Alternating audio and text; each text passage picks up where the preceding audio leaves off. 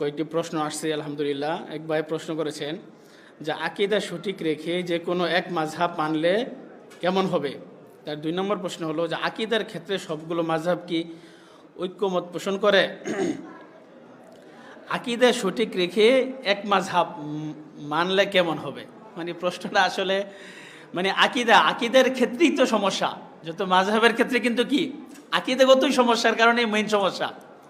আপনি যে কোনো মাযহাব দেখেন, 4 ইমামের একটা বই আছে আকিদা 4 ইমামের আকিদা, দেখবেন যে তাদের আকীদাগত বিষয় কিন্তু মোটামুটি ঠিক আছে, আকীদাগত বিষয় ঠিক আছে, কিন্তু অন্য যে এক এক ইমামের, যেমন কেউ মাতুরিদিয়া, কেউ আশাঈরা, আকীদাগত যে কিছু কিছু পার্থক্য আছে, এইগুলা যেমন আল্লাহ কোথায় আছে, এগুলোর ক্ষেত্রে এক এক জনের এক এক মত। আপনি কোনটা মানবেন? আকীদা যদি আপনার ঠিক থাকে তাহলে তো সমস্যা না, আমরা তো সকল ইমামকে মানি, আমরা সকল ইমামকে মানি, কোন সকল ইমামই আমাদের ইমাম। ইমাম আবু হানিফা কি আমাদের ইমাম না? ইমাম মালিক মদিনের ইমাম, তিনি কি আমাদের ইমাম না?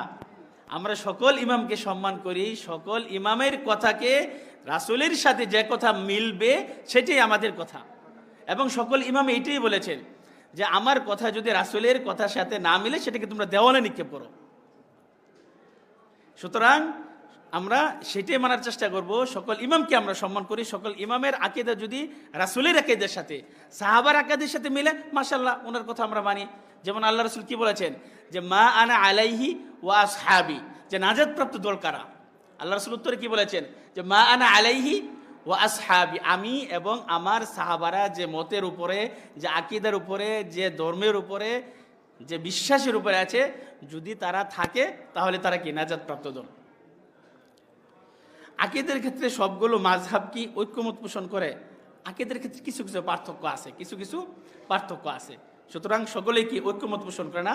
তো আমি আপনাদেরকে বলবো যে 4 ইমামের আকীদা একটা বই আছে, সেই বইটা পড়লে আপনার অনেক কিছু স্পষ্ট হয়ে যাবে।